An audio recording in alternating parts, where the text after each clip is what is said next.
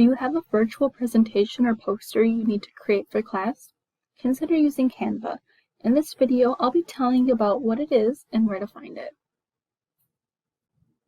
First, go to your web browser and search Canva. It'll be this first one up here, canva.com. And now you're going to want to create a free account. I already have one, so I'll be logging in with Google.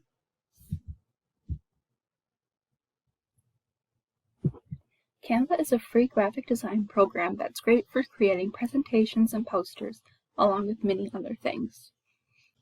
Starting out can be a little overwhelming if you're new to graphic design, but luckily Canva has tons of free tutorials to show you how to get started. You can find these tutorials by clicking on Learn. Scrolling down, you can see all kinds of tutorials for anything you might need to know. If you don't need a tutorial, you can jump right in and choose one of the 50,000 templates by clicking on the Template tab. All the templates are broken down into categories, which makes it easier for you to find what you're looking for. For this video, I'll be choosing Presentation, and it'll bring you to another page with all of the templates relating to presentations. You can customize everything about the template by just clicking on it. Here I'll just change up the font. You can change the color of it. Now if you don't like the background, just click on the back and then the little color button up here. We can even change the color of all these little graphics.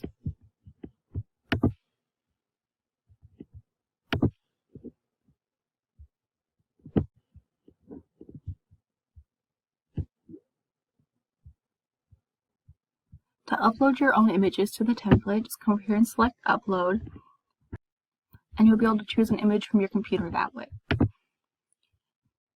You can also come over here to Element and choose one of the hundreds of little images that Canva has to offer.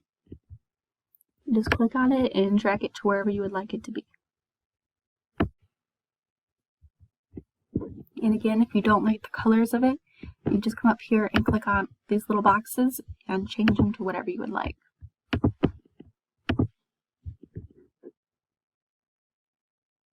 And then when you're done, you can come over here to the little dots and choose to download it.